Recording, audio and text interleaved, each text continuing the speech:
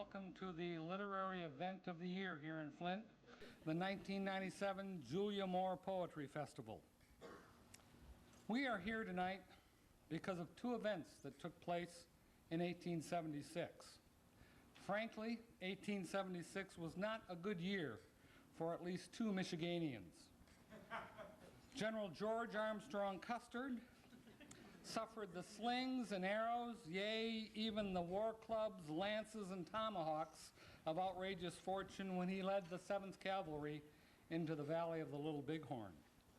As immortalized by Lynn Constant in her 1995 award-winning poem in the Julia A. Moore Poetry Contest, he kerchinked his troops into history and never kerplopped out again. That same year that Custer was wrestling with his critics in Montana, another Michiganian, some 2,000 miles to the east, was being ambushed by another host of critics. Now, it could be argued that graced with the knowledge learned at West Point, or at least exposed to at West Point since he graduated last in his class, that Custer should have fared better than Mrs. Moore. Julia had no college or literary experience to fall back on when her first book of poetry, a sentimental songbook, was published in 1876 and was carved up and left for dead by the literary critics.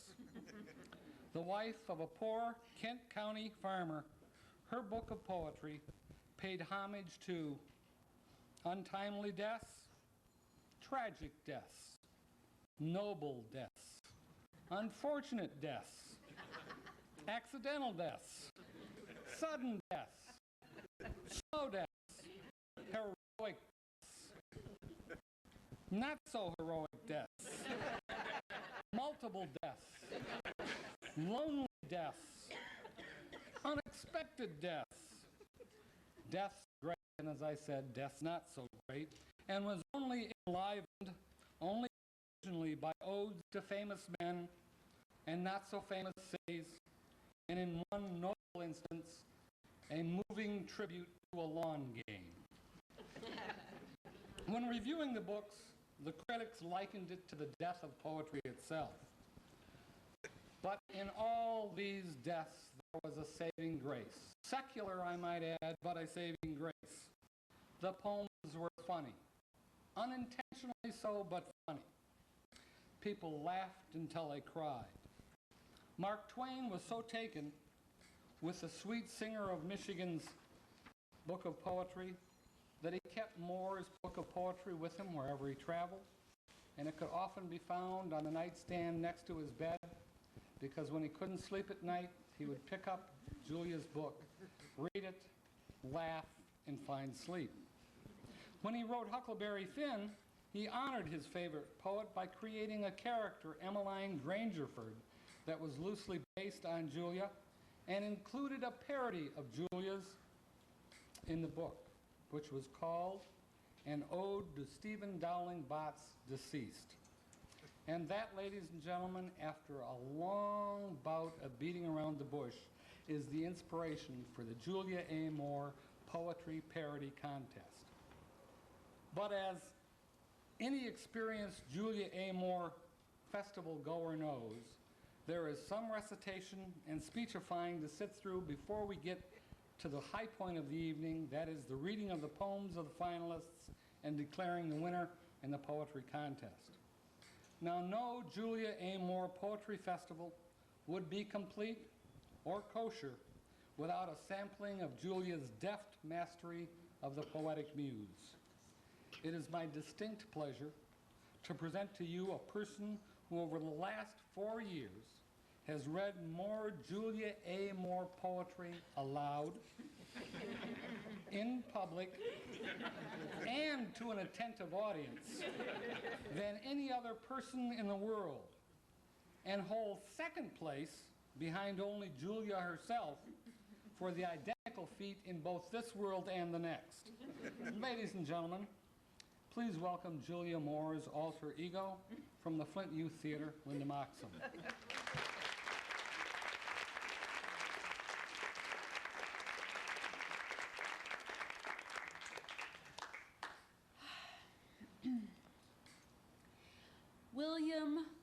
Upson, the Major's only son.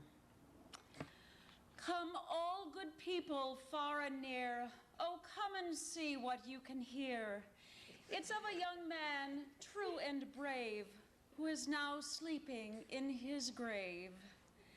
Now, William Upson was his name. If it's not that, it's all the same. He did enlist in the cruel strife, and it caused him to lose his life. He was Jesse Upson's eldest son. His father loved his noble son. This son was 19 years of age. In the rebellion he engaged.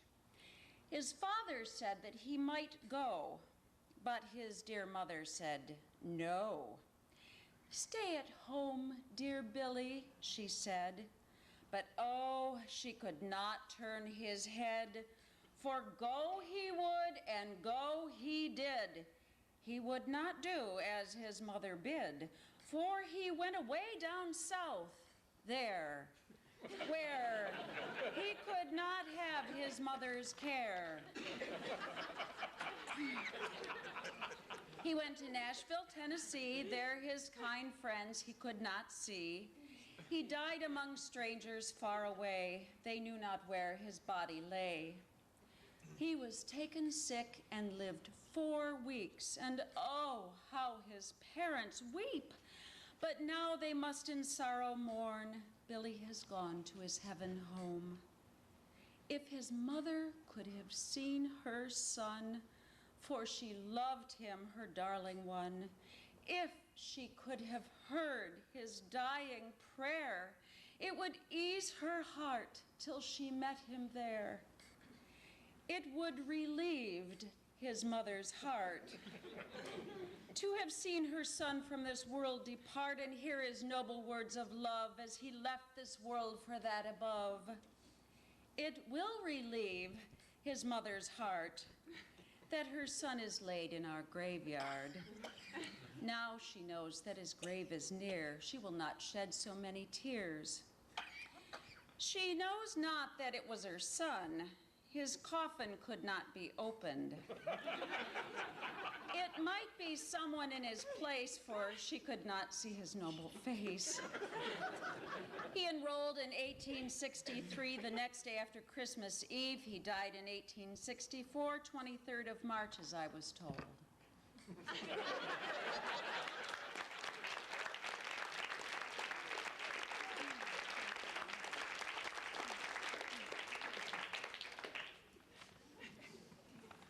Mariette Myers, heir, Lily of the West.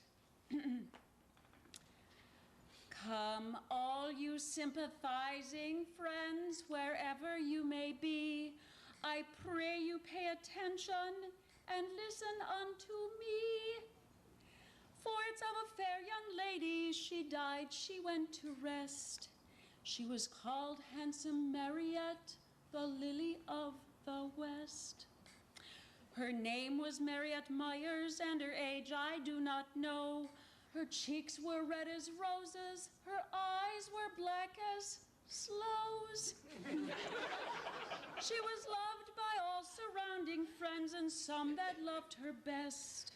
They called her handsome Mariette, the lily of the West. She was a fair young damsel, as you ever wish to see, and in the circle of her friends they miss her company. They miss the merry laughter of that one loved gone to rest.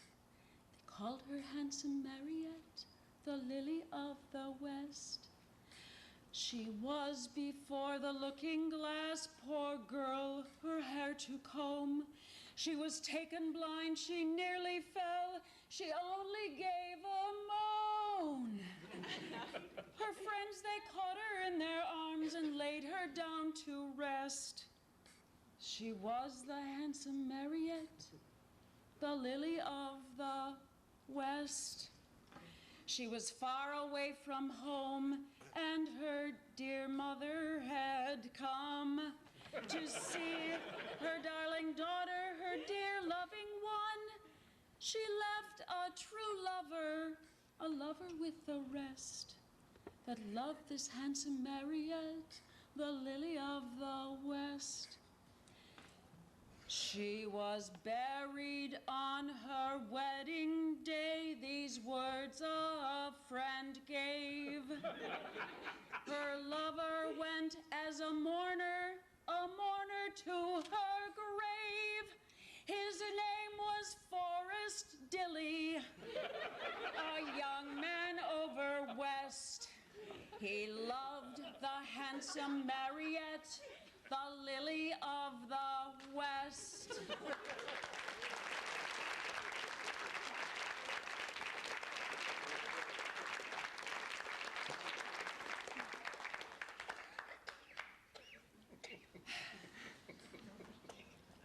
Croquet by Moonlight.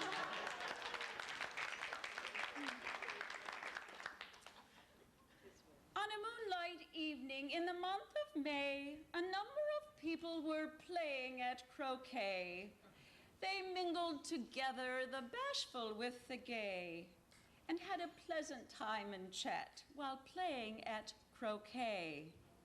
This play they call croquet, croquet. This play they call croquet. It is amusement for the young. This play they call croquet. On that pleasant evening, the moon shone clear and bright, and every heart among the crowd was filled with great delight. It was a merry party, for Lady Dell was there. Her merry laugh above the rest was heard by all so fair. This play they call croquet, croquet. This play they call croquet. It is amusement for the young. This play they call croquet. She was the belle that evening, admired by great and small, and all the boys liked to play with the girl and blue ball. She was a splendid player, so lively and so gay, for she was skilled in playing that pleasant game, croquet. This play they call croquet, croquet. This play they call croquet. It is amusement for the young. This play they call croquet. Two men among them that love this pretty dell. Although I write about them, their names I will not tell. They were fine young fellows, so bashful and yet so gay. They tried to beat the girl that with the blue ball play. This play they call croquet, croquet. This play they call croquet. It is amusement for the young. This play they call croquet. Ah, with those handsome fellows, Dell thought she'd have some fun. The one of you that'll catch me may see me safely home. They began in earnest between these fine young men. To catch the girl with the blue ball was impossible for them. This play they call croquet, croquet. This play they call croquet. It is amusement for the young. This play they call croquet.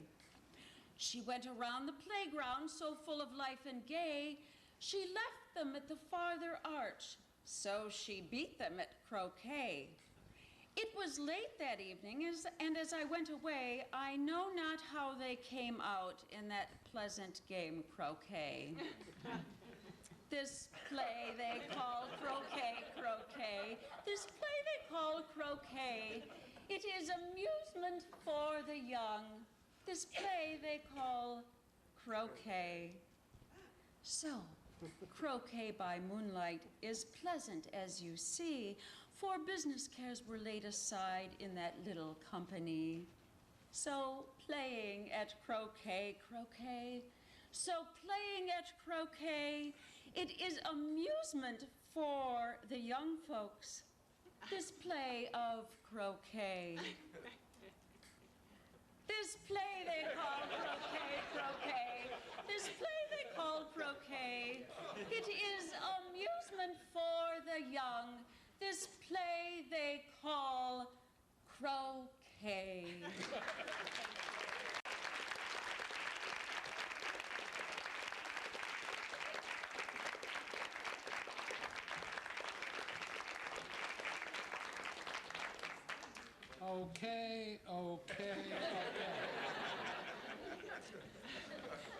Okay.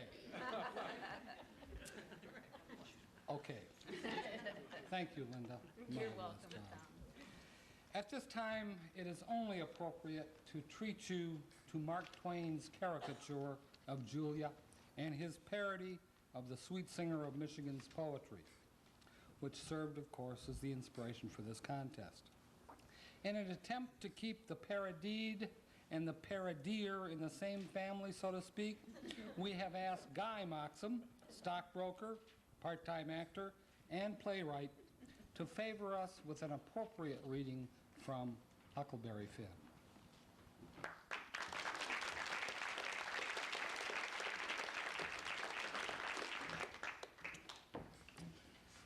This young girl kept a scrapbook when she was alive, and used to paste obituaries and accidents and cases of patient suffering in and out of the Presbyterian Observer, and write poetry after them of her own head.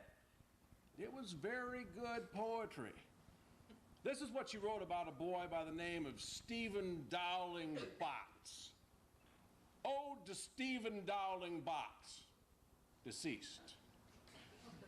And did young Stephen sicken, and did young Stephen die? And did the sad hearts thicken, and did the mourners cry? No. Such was not the fate of young Stephen Dowling Bots. Though sad hearts round him thickened, 'twas not from sickness shots. No whooping cough did rack his frame, nor measles drear with spots. Not these impaired the sacred name of Stephen Dowling Bots. Despised love struck not with woe that head of curly knots, nor stomach troubles laid him low, young Stephen Dowling Bots. Oh, no. Then list with tearful eye, whilst I his fate do tell.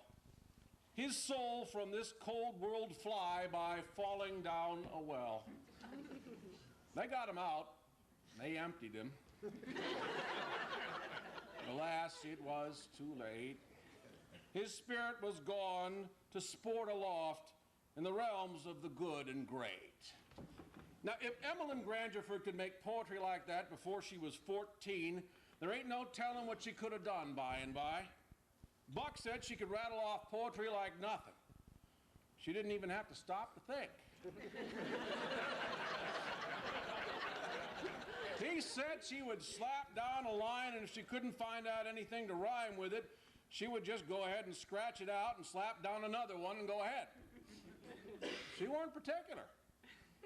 She could write about anything you choose to give her to write about, just so it was sadful.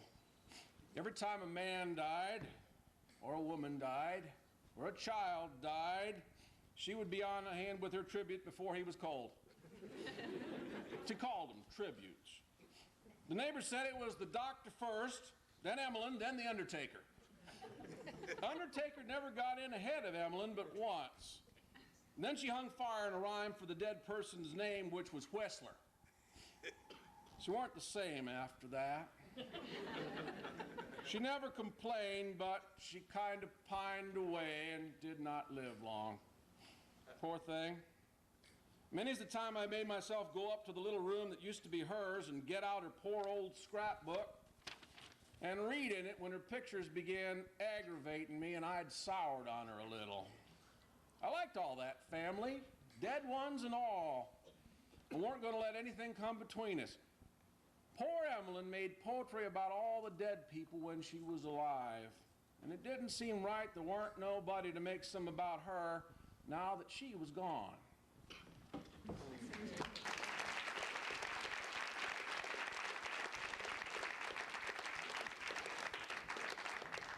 I am happy to report that we have, in fact, rectified that in true life. We have plenty of poems in tribute to Julia Moore tonight. One of the high points of any Julia A. Moore Poetry Festival is that point in the program when the long-suffering judges of the poetry contest are given an opportunity to comment on the process of turning a sow's ear into a silk purse, or, as is more often the case, putting as much distance between themselves and the results of the contest as possible. Jan Worth and Danny Rendelman have been the only judges of this contest since its inception. Both are well-respected, award-winning poets. Both teach English and creative writing at the University of Michigan, Flint. In this day and age, when college professors will add just about anything to their vita, it saddens me to report that the honor of serving as judges of the Julia A. Moore Poetry Contest has yet to be added to either one of theirs.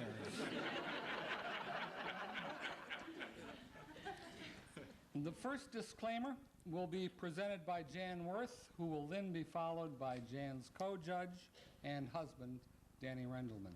Jan?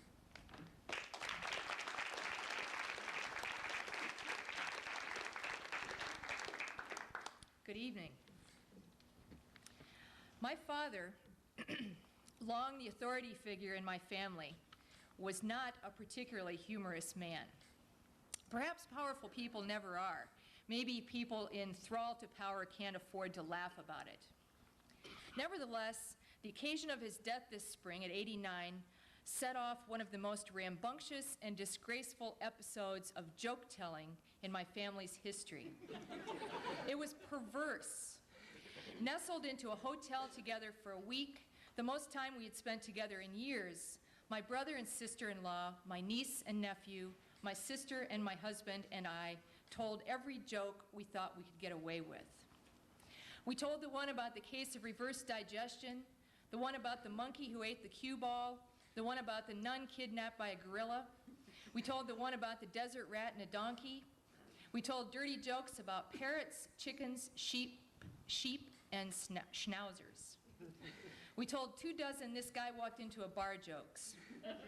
A lot of times we had to act out the jokes, and we jumped out of our chairs and off so many beds that they must have needed a carpenter later. We told so many jokes that when we finally reported to the funeral, duly respectful and garbed in black, our sides hurt and our cheeks were sore. Like the upper-class women of Iran, we donned our chadors, but underneath them tinkled jesters' bells. I kept worrying that some punchline would come to mind at the wrong time, sending out a peal of laughs just when I should have been crying. I didn't need to worry. When the time came, I cried and cried and cried. But it made me think of Julia. Parody, according to the Princeton Encyclopedia of Poetry, originated in classic drama, where it expressed a basic impulse for emotional counterpoint to tragic themes. In other words, parody provides a breather, the catharsis of laughter in a world of woe. It's been around 25 centuries, almost as long as, I might add, as it takes Danny and I to read the entries for this contest. At least that's the way it seems. And sometimes parody has shown the capacity to outlive the serious work which inspired it. In the case of these entries, I can only hope that won't happen. Please tell me these entries self-destruct after a decent burial. Interestingly, the golden age of parody was the late 1800s. Sound familiar? Julia's time. As James Burke might say, get the connection? And sometimes the writers of parody, like Mark Twain, become more famous than the poor sots on whose work they feed. At the risk of being accused of speciesism, I want to say that the parody writer is into aping. He or she mimics, exaggerates, and distorts the work of another writer, and in that sometimes vicious mimicry betrays his or her obsession with the other's power. It's all very Oedipal. Tennyson got there first, eh? Sandburg's Peon to Chicago made all the anthologies. Frost made a killing on The Road Not Taken. I can beat that poem into ow shares. Wait till you hear this, The Pig's Not Bacon. Listen, Oedipus, the one who makes the mother laugh always wins her heart. Our 1997 Julia A. Moore writers understand this premise well. Better, in fact, than did the Grande Dame herself. No one's safe in this game, folks. Certainly not Julia. Not Gwendolyn Brooks or Shakespeare, not Christina Rossetti, not Ogden Nash, certainly not Coleridge, John Masefield, Chaucer, Walt Whitman, Edith Sitwell, or even Gilbert and Sullivan. Not Ginsberg or Maya Angelou. Not even Charles Bukowski, that nasty boy. At last, we get our revenge when the sleazy San Francisco poet, rest in peace, gets put in his place with bad little Charlie Bukowski's 9th birthday. These writers are precocious. Well, at least they've done their reading. Even those who didn't win showed admirable pluck. Whatever you do tonight, don't say cluck. In answer to Edgar Allan Poe's irresistibly seductive Raven, our contributors wrote, "The Shaven. Once upon a midtown fury, while I studied sick with worry, in came 9 naked Rockettes dancing, whose forms I found quite entrancing." It goes downhill from there. There was The Haven. Once upon a cold December, with a realtor, I remember, signing on a dotted line, my future and this house entwined. And The Maven. Once online with modem dreary, while I squandered weekend bleary, and even The Loony. Once upon a midnight dreary, while I pondered drunk and bleary over many an empty pint of stout. Need I go on? We earned our $20. Yeah.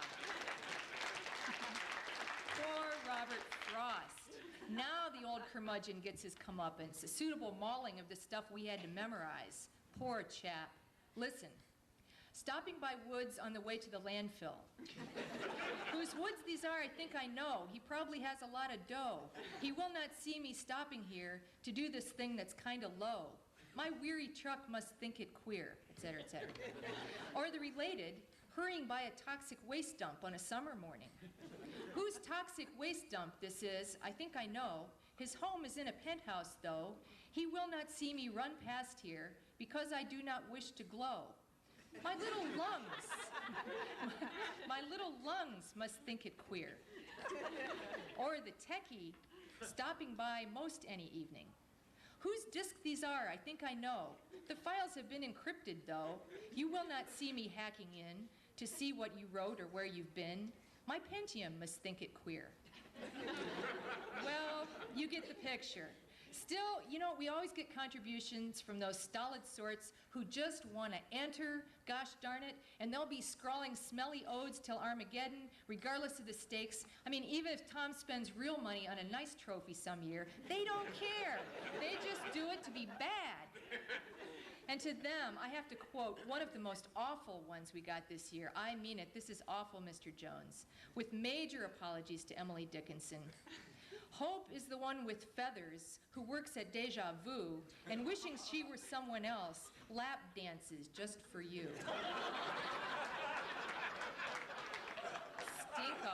Stinko. So, we painfully parody to keep from crying. My problem is, who's there to heal my wounds from the tragedy of all this parody? I need catharsis, Tom, and all I get is Carrie Vensky's Life is Weird. You know, life's a crock. I should just live in a rock. And life's a bore, so I might as well snore. So if you need me, you might as well knock. Help me, Rhonda. Or is it Wanda? I need air.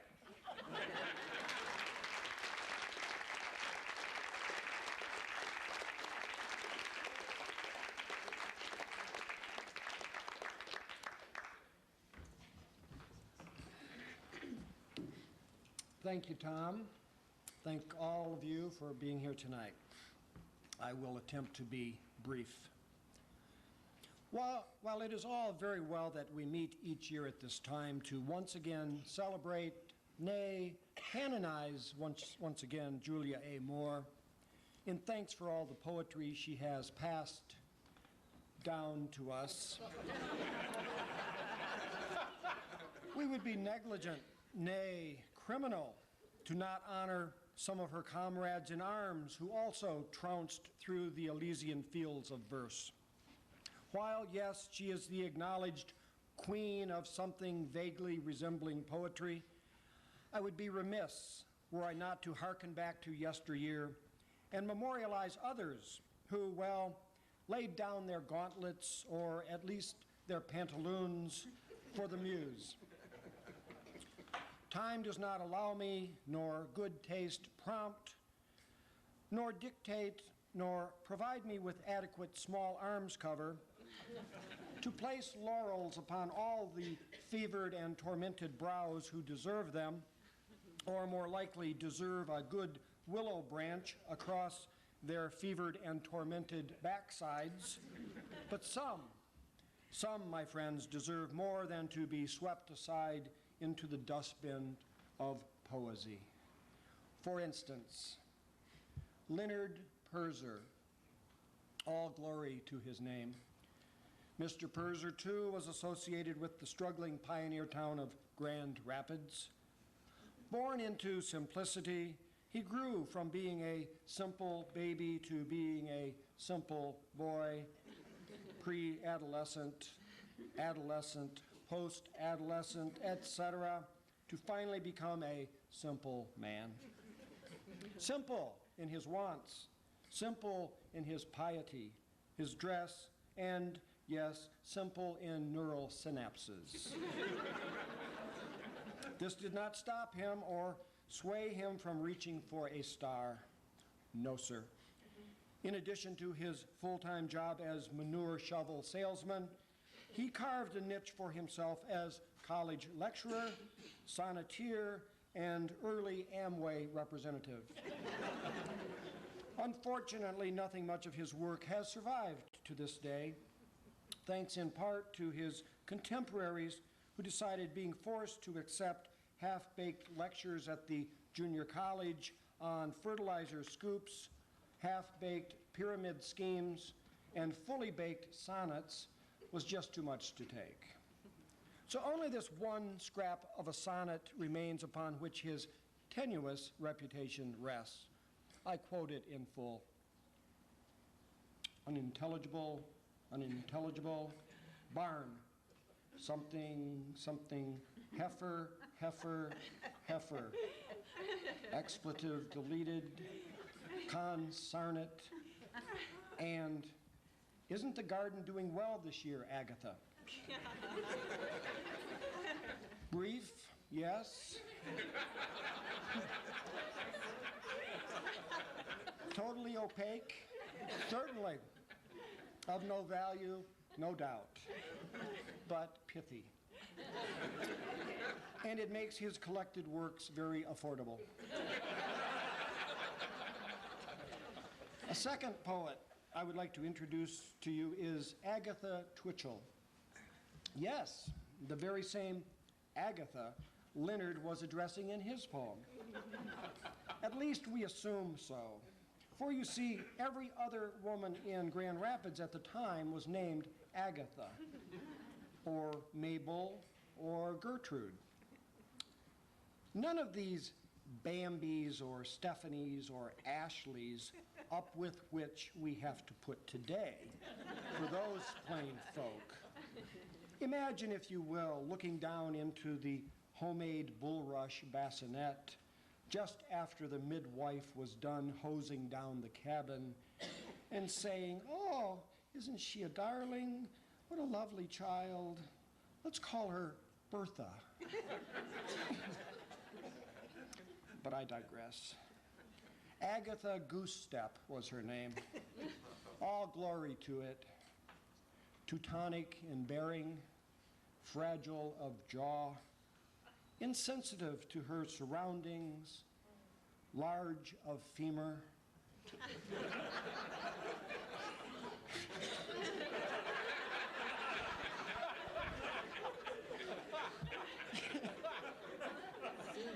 But truly inspired in her poetry and ability to yodel.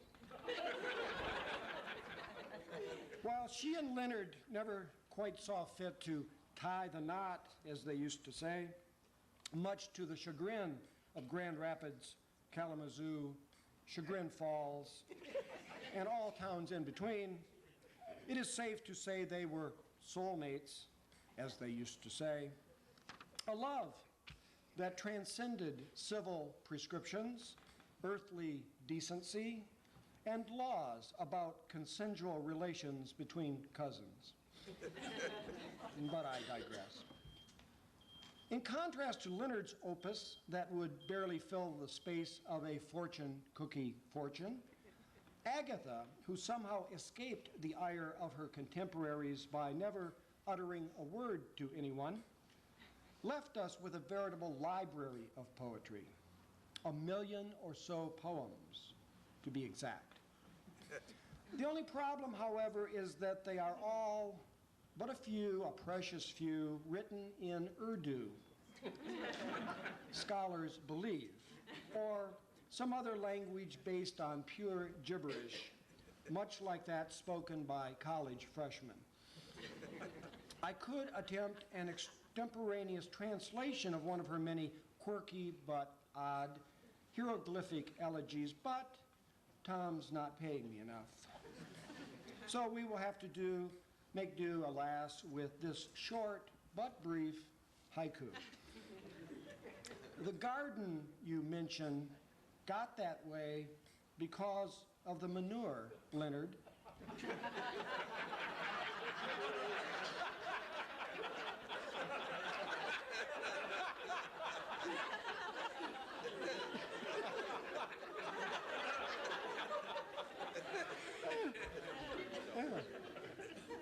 If I were of the common sort, and I heartily assure you I am not, or more so than I need be, I would say those lines stir the loins.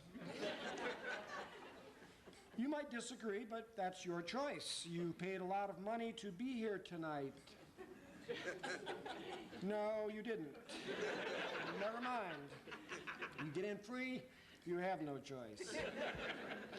Finally, and I know this is going to be a big surprise and treat for you, so I saved him for last.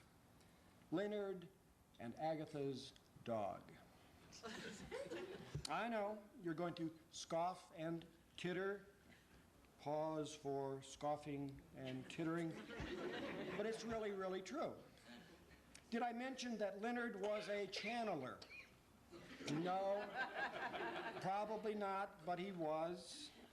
In addition to his other obligations, he could channel the world's greatest poets through the medium of his dog, named, aptly enough, Aphrodite, goddess of all that is sacred and profane hereabouts. He wasn't very good at naming animals, but that's another story. Some of you may recall Jan and I often use our cat, Tater, a world-renowned poet, critic, and human being in his own right, to help us in judging entries for the contest. You may also recall how, with a subtle movement of his tail, or the wink of an eye, or the expert placement of a paw, or even the subtle, not to say expert, lifting of a leg, he would aid us in winnowing out the chaff from the pearls of swine, or however that saying goes. Well, Leonard and Agatha's dog, Aphrodite, goddess of all that is sacred and profane hereabouts, was way beyond that parlor trick. He could mimic, deconstruct, even improve upon Shakespeare, Milton, Chaucer, even Julia A. Moore, who, lest we forget, we are here to pay homage to and get cheap laughs from, even though her relatives are sitting right up here not smiling. Since I am pushing my time limit and since this bit is getting old fast, I am forced to submit for your delectation one short, brief, concise, succinct, laconic, and short snippet of what Aphrodite, goddess of all that is sacred and profane hereabouts, was capable of. You all must remember from your days at junior college that famous poem of Milton's entitled Paradise Lost. I will now recite it all from memory as per Leonard and Agatha's dog, Aphrodite. No, okay. than this from Julia, Sweet Julia's biographical poem, The Author's Early Life, in which she hoped, much beyond common sense or even that of a manure shovel salesman's sensibility, or ours, I suppose, that someday to find myself capable of composing. It was my heart's delight to compose on a sentimental subject if it came in my mind just right. To you here tonight, and most certainly to those not all here tonight, and all of us whose minds are not quite right, I leave you with this blessing. Don't choke on any meat. Thank you.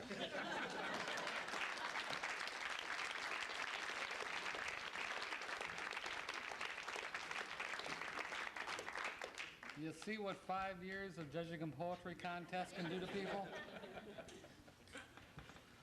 Ladies and gentlemen, it gives me great pleasure and some relief to report that we are at that point in the program where the finalists will read their poems and the winners will be announced. The order in which the poems will be read is by a random draw and does not reflect how they placed in the contest.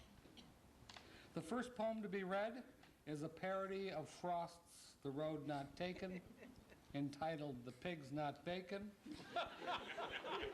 and is submitted to us by James Crissman of Midland, Michigan. Mr. Crissman.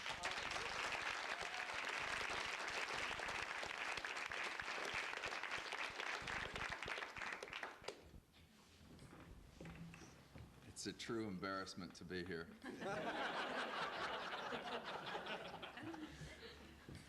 The pig's not bacon. Two pigs submerged in a mellow mud, and pained he could not roast the two, being just one carnivore, Elmer Fudd, puzzled long and chewed his cud, imagining savory pork mouchou. Might choose the larger, not the small, having perhaps the plumper ham, and fearing not cholesterol, though he was broader yet than tall, thought hickory smoked and candied yam. Yet parallel in deep muck they lay, born of one champion Yorkshire mother, in shifting light of golden ray. From that place and on that day, he could not tell one from the other. He told me this, indulgence begged, conundrum solved there by the fence. A gam apiece, each pig three-legged. One ham apiece, one ham of flesh, the other pegged. So still, there ain't no difference.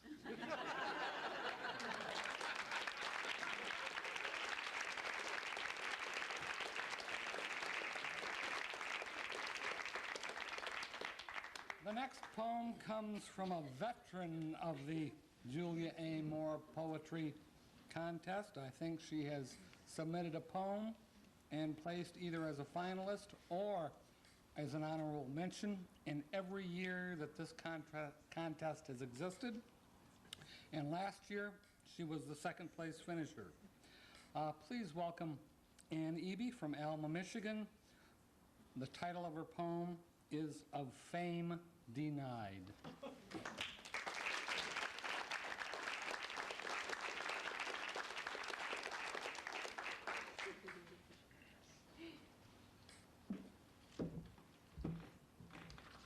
Actually, I was a third place winner. Somebody else won second place. Of fame denied. In days gone by, there lived a man whom fame eluded. A steady man, a ready man, of rightful laud denuded. So I will tell his name to you before I go much farther. Yes, I proclaim it loud and clear. His name was Chester Arthur. Of presidents, the 21st. In 1881, by obscurity he was accursed, a man unknown, unsung. Oh yes, unknown, unknown, to both the washed and unwashed masses.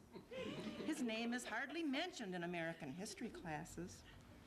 But he was fair precursor to Ron and George and Bill, and truly he did make his mark on stately Capitol Hill. He was elected midst wild tales of waste, bad taste, and graft, then granted favors left and right, a master of his craft.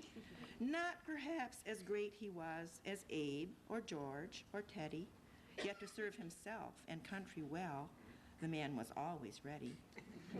Oh, not high on the great mountain, nobly carved, will you, on vacation, see his face? Which seems to me myself, for one, a national disgrace. But here, now, in this time, let it be said, here was a man. Chester Arthur, you were the best. Or was it Arthur Chester?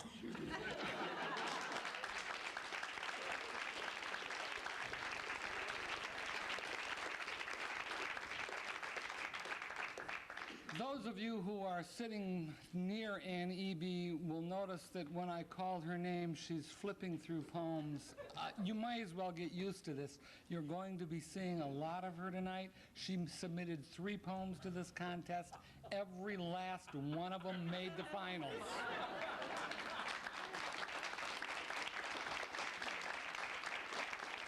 Yes, clap for her now because she is disqualified in next year's contest. Our next poem comes from another veteran of the Moor Wars.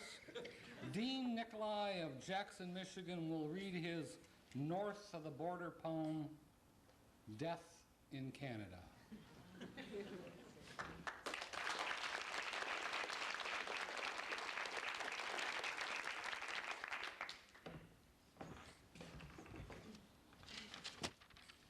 When I was in the 6th grade, about 10 or 15 years ago, I had a hero of a teacher, Mr. Brady, and Mr. Brady was from Canada. I picked up a certain speech pattern for Mr. Brady, a certain sentence ending. Death in Canada. O dreaded Thanatos, we embrace thee only reluctantly. Frightened by even your sound, euphemisms abound. Instead, we prefer passing on, or perhaps the dirt nap, or the permanent prone. For the coronary arrested, vapor locked will do. But in Canada, they prefer the sublime. The way of all flesh is simply to croak. Whether precipitated by drinking Molson's by the liter or dispatched by the RCMP with a 9mm, the result is the same. C'est fini, mon ami. Perhaps ossifying your lungs with Players cigarettes or careening off Queens Highway in your Parisienne. You're on your way to meet your maker. But in Canada, they prefer croak, eh? This end they call croquet, croquet.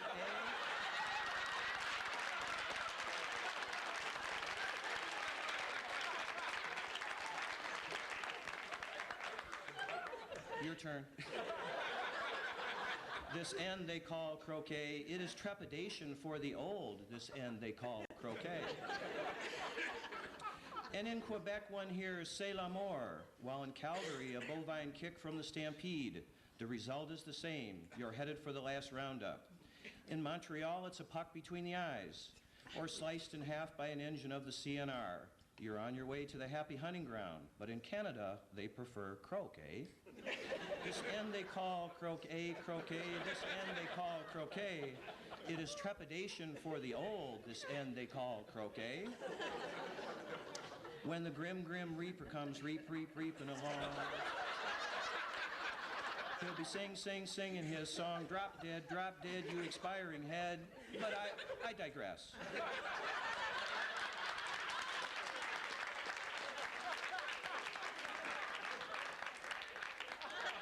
Someday the necrologist will print your name. They pull the sheet over your moribund shell and your spirit is on its way to heaven. No matter what they call your departure where you once lived, remember, in Canada, they will always prefer croquet. So ending with croquet, croquet, so ending with croquet, it is the terminus for the old folks, this end of croquet.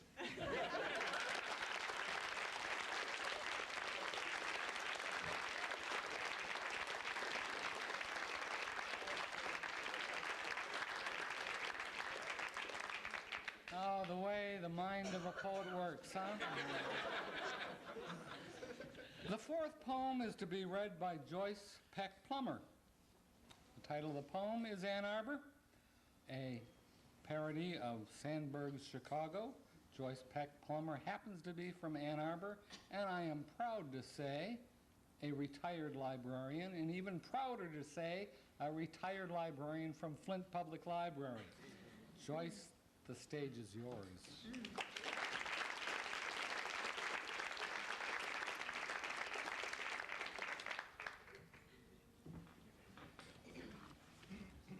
Ann Arbor, culture center of the region, lover of green space, grower of sheep, player of sports with last-minute upsets, proud, happy, cocky, city of the big book bags. They tell me you are daring, and I believe them, for I've seen students parking for whole days in loading zones.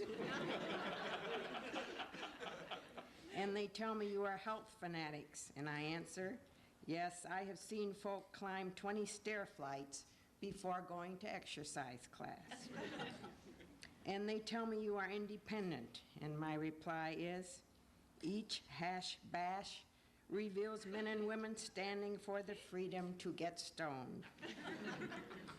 And having answered so, I turn once more to these who sneer at this my city, and I give them back the sneer and say to them, come and show me another city with lifted head, singing so proud to be alive and free and bright and different, bragging and laughing that in his chest is the heart and under his skull is the mind of the people, laughing, laughing the proud, happy, cocky laughter of youth, jean-clad, musing, proud to be culture center of the region, lover of green space, grower of sheep, player of sports with last-minute upsets.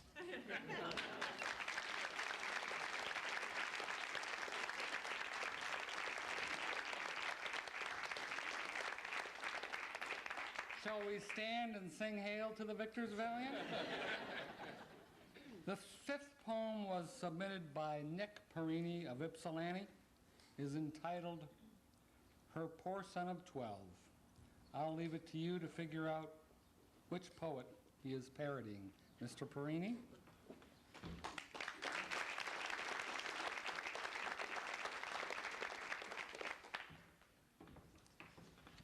Her poor son of 12. Oh, once there was a mother sad, who when she walked by, would always let a tiny tear trickle from her eye. From my little shop I witnessed her day in and yes, day out. And Findlay one day asked her what crying she about.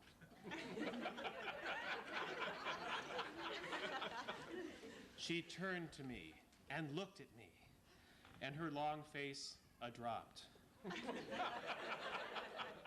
And I tell you, since that day sad, my sobbing hasn't stopped. To me, said she, the words she spake. Her tone, 'twere soft and hushèd. My little boy, all 12 of age, spontaneously combusted.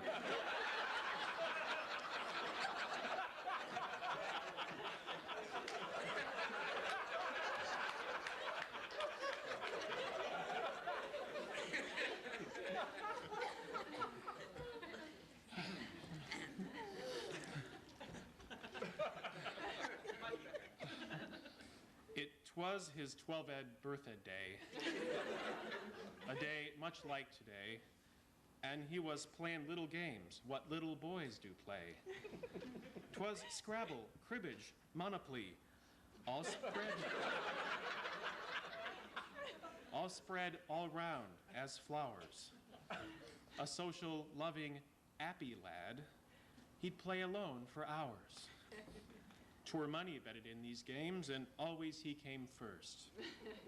And every cent he earned to keep, he gave unto the church. I'd in the study drinking wine, a sin portending doom. When from the basement did I hear the hound of hell's kaboom? Descended I into great heat and saw him in the steam. All that remained, a shrunken skull and tiny gob o' green.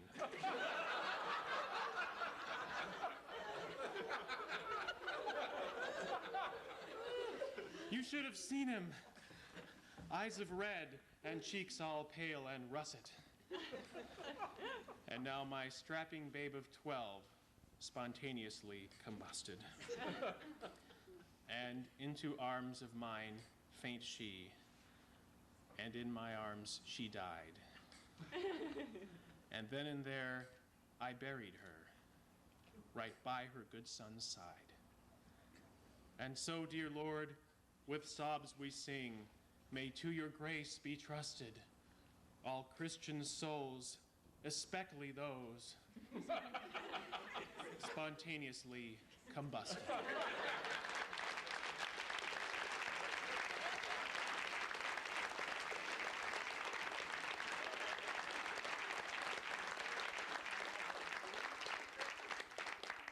I don't care who knows it. That is matchless verse.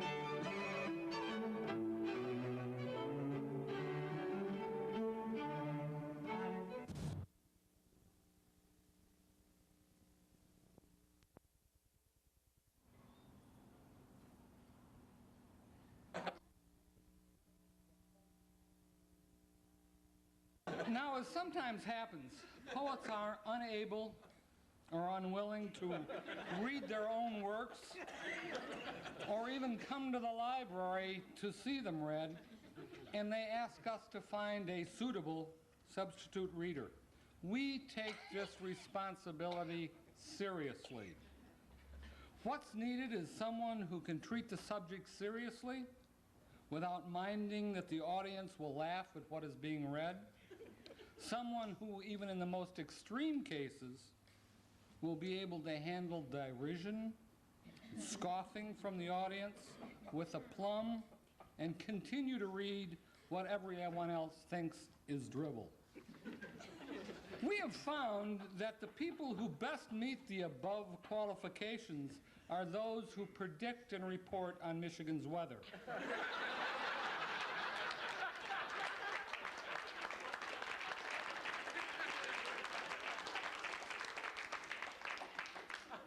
Please welcome from Channel 12 News, Norma Hall, who will read The Pulse of Moaning.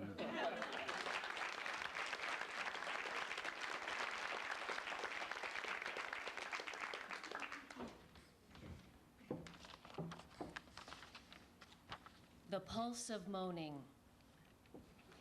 A nail, a shroud, a box, artifices once a part of nature. The stone, the reed, the pine, that once grew, well, except maybe the nail.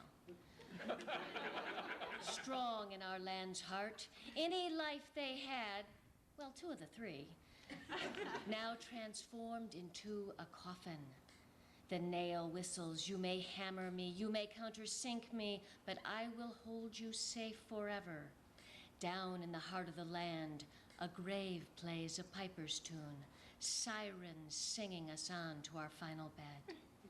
We feel the pull of their sweet songs, the wide-mouthed grave, the strong nail, the comforting shroud, the secure box. All of us, the butcher, the baker, the candlestick maker, the hog butcher, the tool maker, the stacker of wheat, the Jack and the Jill, the rich man, the poor man, the beggar man, thief, the walrus, the carpenter,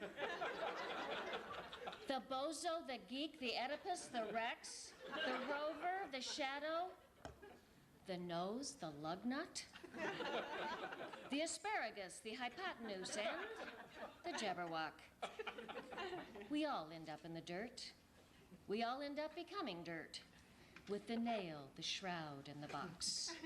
Let us all lie down together in that final resting hole, food for the worms in the trees. All of us, the mover, the shaker, the wheeler, dealer, the teacher, the student, the snook, the star-bellied sneeches. Let us offer ourselves in sacrifice to the leaves of grass and other things better than we. Now, as the pulse of our dirge beats merrily, we may have the guts to see ourselves as worm food and fertilizer and rot, like our ancestors and forefathers and descendants, like our box and shroud and nail. And now, to the pulse of our funeral chant, we may have the knowledge to look into our mother's grave, to look into our baby's grave, and know our place is in the ground, and know our future is in the pits. And simply smile and say, rest in peace.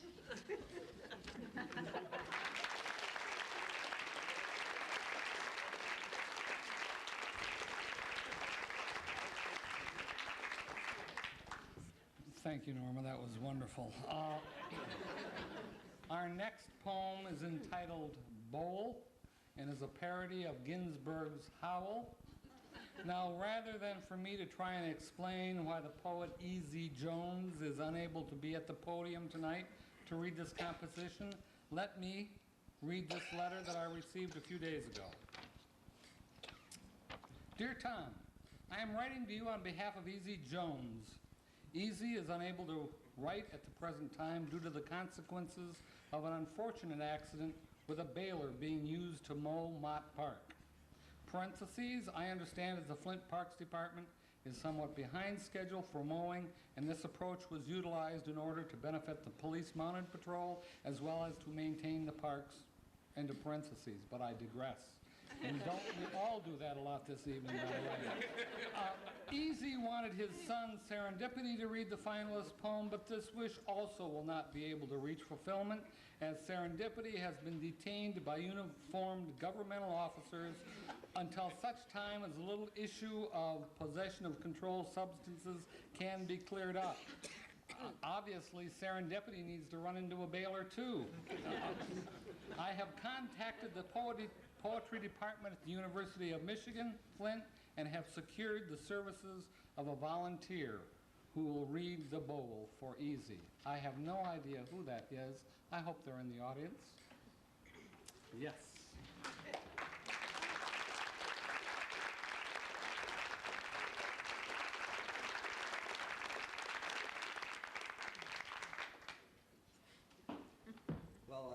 Shortly after the author wrote this, Allen Ginsberg joined the choir Invisibles. I hope these aren't too related.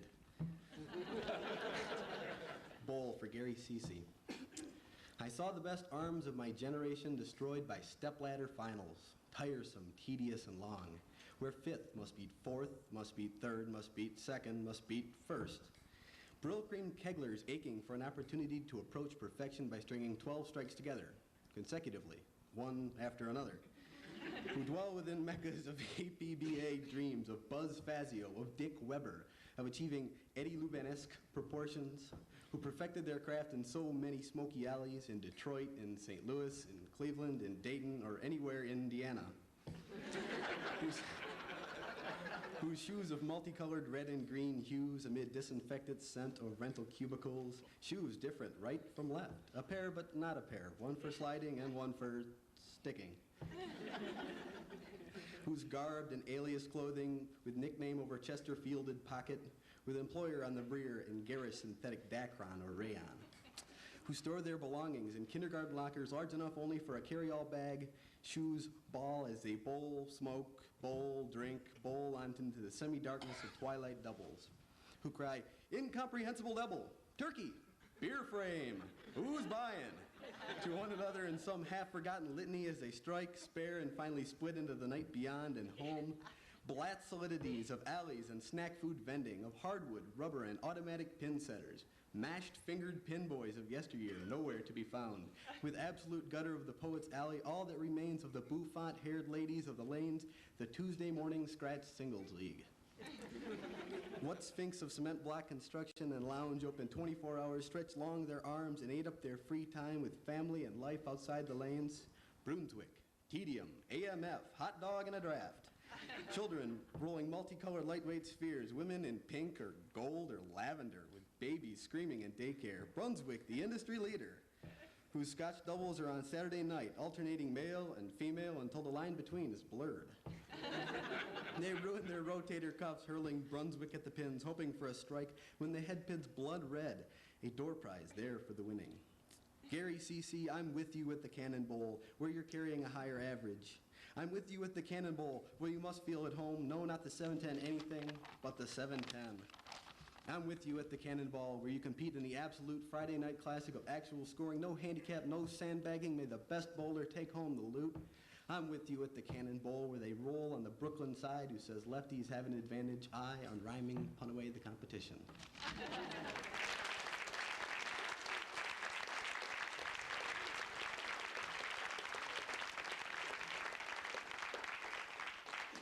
For the second time this evening, I'd like to call Ann Eby to the stage. She doesn't know which poem yet. Watch her quickly shuffle. To read her second submission, entitled, A Learned Backwoodsman Chastises His Dog. Or as Mrs. Eby describes it, a select perversion of Edgar Allan Poe.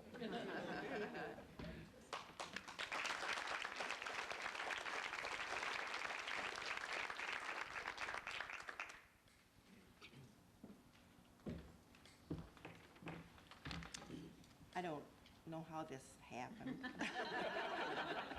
It's really baffling. The mental processes that went into it are, a mystery to me. A learned backwoodsman chastises his dog. Helen, that Nisian bark of yours that shrilly my sleep doth interrupt and keeps me from sweet leaf's dark shores has got to stop. Hush up, I say, hush up. Oh, desperate dog, once wont to roam in the next-door neighbor's yard at night, eating their garbage till their stones and curses turned your quest to flight. And even though you're now in chains, that consarned neighbor still complains, and there you sit and yap, yap, yap. I wish you'd shut your guldern trap. I know it's because of that blame diet, but you're so fat we had to try it. This blasted racket has to cease, and weans have to have some peace. And you have got to reconcile to eating kibbles for a while. So knock it off, you wretched beast, and cut that bark down to a moan. Forget the glory that was grease, the grandeur that was bone.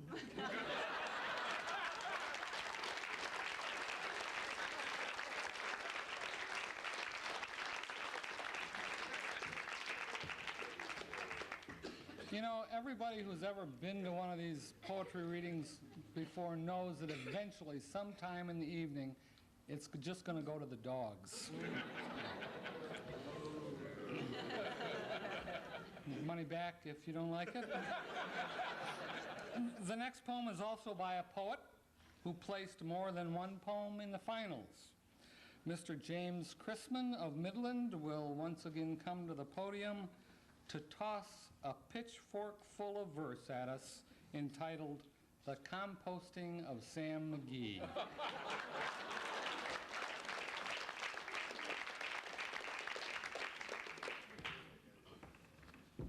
First, I'd like to recognize my dad and mom.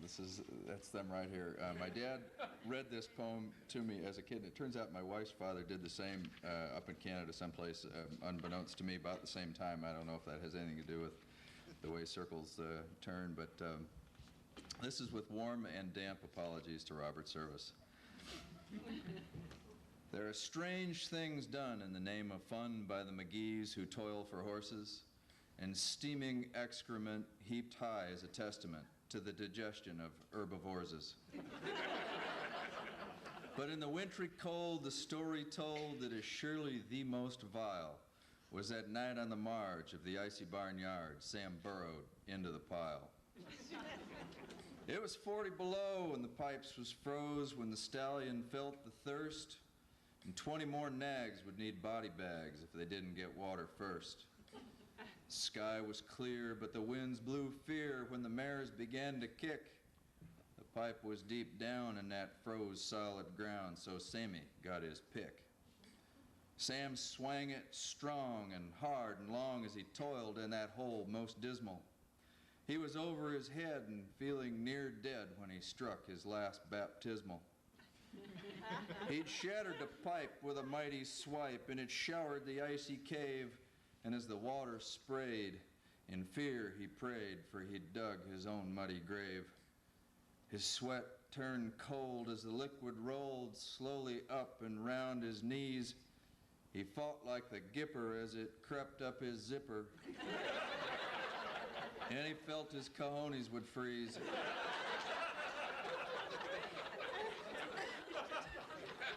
But he beat back his fears when it poured in his ears and spilled over the coffin dam.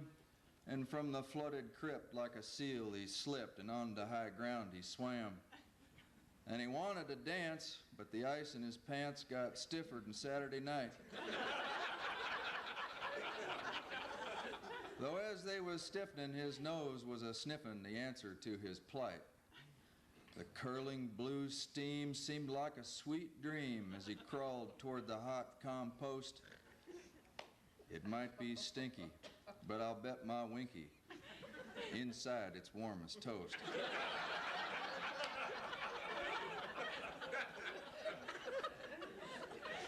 All the horses stared as old Sam bared and dug deep into the festering mound, and it moved the gooses to see brown juices from the pile as he hunkered on down. Still, it puzzled the group as he gathered the poop up over the parts that was froze. And last he topped off the job by scooping a gob, then all that showed was his nose. Now the wife quit cooking and commenced to looking out the window with foreboding dread when she spied his schnozola poking from the crapola. She screamed, for she feared he was dead. As she ran from the house, she remembered their vows, especially for better or worse. She thought of his kiss, which she knew she would miss, and the hobbles of metrical verse. Then she grabbed her a shovel to heave-ho his hovel in tears, for she thought he was lost. But when she tore back the pile, a beatific smile spoke clear of a place without frost. I'd feel mighty ducky if you'd put back that pucky, and I'll stay here just until morn. Since I left Miami and my last wife, Candy, it's the first time I've been warm. There are strange things done in the name of fun by the McGees who toil for horses, and steaming excrement heaped high as a testament to the digestion of herbivores. But in the wintry cold, the story told that is surely the most vile was that night on the marge of the icy barnyard, Sam burrowed into the pile.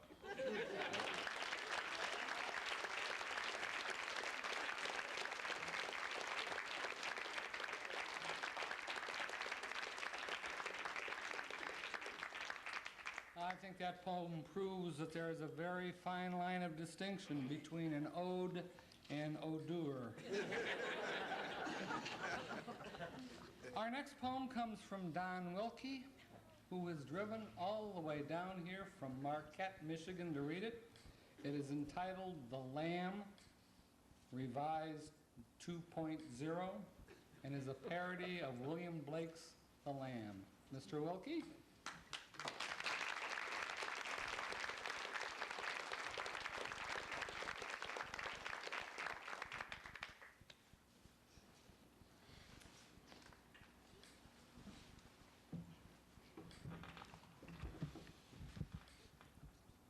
Little lamb, who cloned thee? Dost thou know who cloned thee? Spliced thy genes and bid thee grow? Just like thy sister, exactly so? Gave thee both the self-same faces, ears, and hooves and nether places. Gave test results so fine and swell that lab techs all thought, Nobel? Little lamb, who cloned thee? Dost thou know who cloned thee? Little lamb, I'll tell thee. Little lamb, I'll tell thee. He is called by no name, for he calls himself Science. He is wise, and I am grateful. He helps me to keep my plate full. I, consumer, and thou, my meat, we are joined by his feet. Little clone, saute thee. Little clone, saute thee.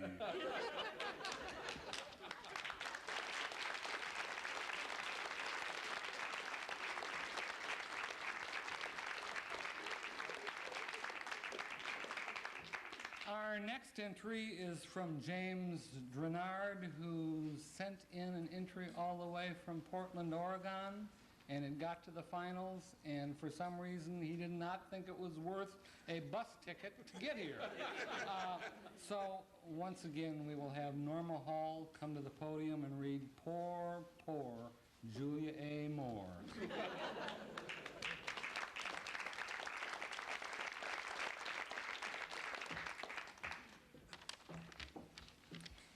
Hail, Michigan's sweet singer, thou hast been much maligned, didst work so hard to play the bard, while sniggers flew behind.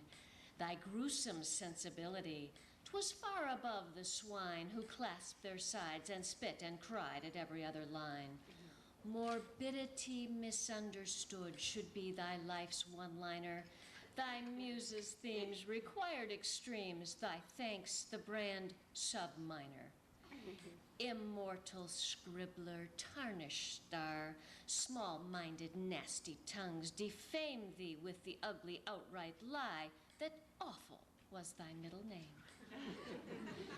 Thy heritage, it liveth still, poetic Michigan's daughter. Thy native ken today still prate bad verse. It's in the water.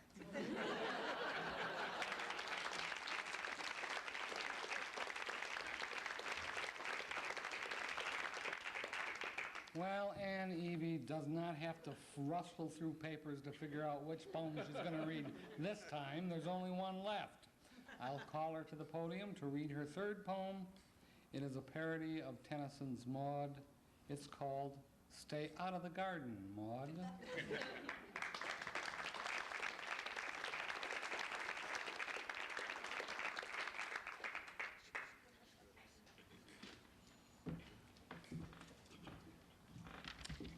I really had a cow named Maud back in the 70s, and this poem has kind of a good milking cadence to it, and I used to milk her, and I used to say something, not this whole thing, but some of it, to Maud as I milked her. Stay out of the garden, Maud, for the peas and the beans have grown. Don't even commence to break down the fence as you stand by the gate alone. All day I've heard you lowing with a sound like a warped bassoon, and I know you are thinking of going through the fence by the light of the moon. If you stomp on my garden, my lady, my own, though the dog lie sleeping as dead, he surely will hear you and bark. His ears will hear, and he'll bark, be it ever so airy a tread. Maud liked that part. Then the rate we have steak will proliferate and will blossom in purple and red. Oh, rare red steak on a stoneware plate. Oh, steak of purple and red. It would be very well-aged beef, Maud, if you lay for 100 years dead, but a week would suffice. You would taste very nice, oh, juice with some good French bread. But if you stay out of the garden, you'll also stay out of the pot, and I won't dream of you served up cordon bleu, the lady with shallots.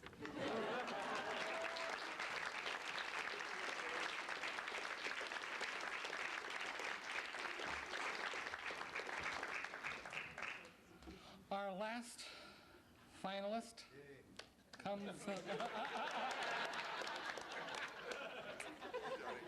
I'll say it again. Our last finalist comes from another veteran of the contest and, in fact, was a grand prize winner in 1994. Anthony T. Sutton of Jackson, Michigan, will read his Invocation to the Muse, and that shows you how just turned around we are at this poetry contest, because obviously Invocation to the Muse should have come first.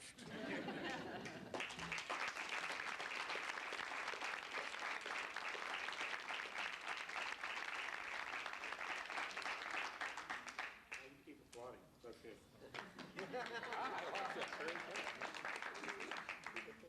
Good for the TV, anyway. I patterned this poem on the first 50 lines of the Iliad, the Odyssey, the Rig Veda, Epic of Gilgamesh, and Paradise Lost. I entitled it Invocation to the Muse. From out Kent County's fertile womb, through which truck traffic now doth zip and zoom,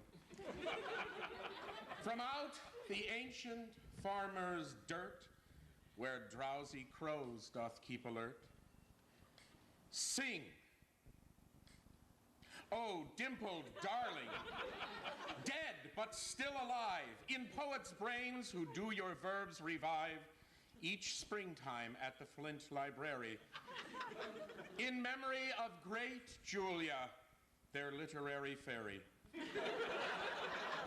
Yes, that Julia, whose married name was Moore, and who, though slandered as a bore, left more true poetry than most of her alleged 19th century peers like Melville and that Twain, who thought her work so queer.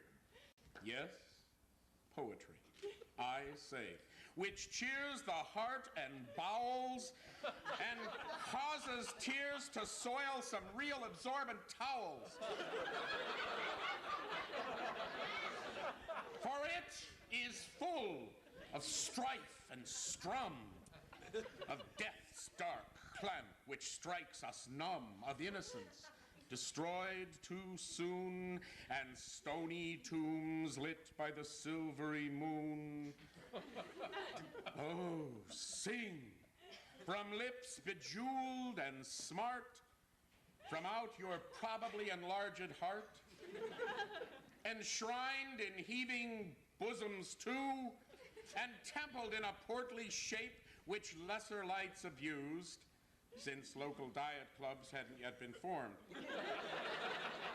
Rise up, O ponderous muse, from the filthy ground which closes up your mortal mouth, and sound the clarion and the brassy klaxon too, to draw your faithful from afar like Kalamazoo, and Adrian, and Madison Heights, and old Chicago, New York, Toledo, and mayhap the Cleveland Zoo. Inspire us, great Mrs. Moore, today, whose middle initial was undoubtedly an A, not like Hester's glad to say, but standing for awesome, or angel, or author, whose words still roar down the centuries since your sad demise. And that's saying a lot for a lady of your size. Oh, Julia, keep us honest as you were. Let our words of poetry bestir the stony hearts of those portentous phonies who to you refer with less than complimentary praise. They err. Let it out of us like waters from a slough, and make our phrases bubble in a literary stew. And do not censure us for the occasional laugh, since we only seek to copy your inimitable craft, and raise us up in glee and joy and mirth. It's your spirit we celebrate in verse, and not your girth. Thank you.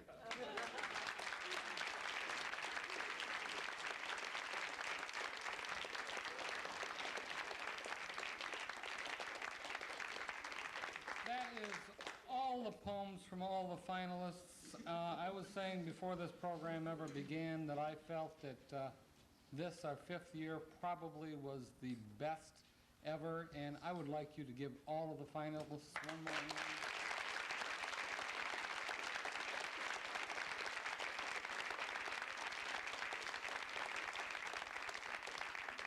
We are now at that point in the program when literary careers are made or broken, where the finalists will find out if they go home empty-handed or leave the library toting a piece of hardware valued at upwards of 4 figures. Well, that's if you count the 2 in front and the 2 in back of the decimal point. I have in my hand, well, not yet, I have in my hand 3 envelopes containing the names of the 3rd, 2nd, and 1st prize winners. And as always, in every one of the past Julia A. Moore contests, I am pleased to introduce Leslie Moore, the great-great-great-granddaughter of Julia A. Moore, who will announce the winners. Leslie?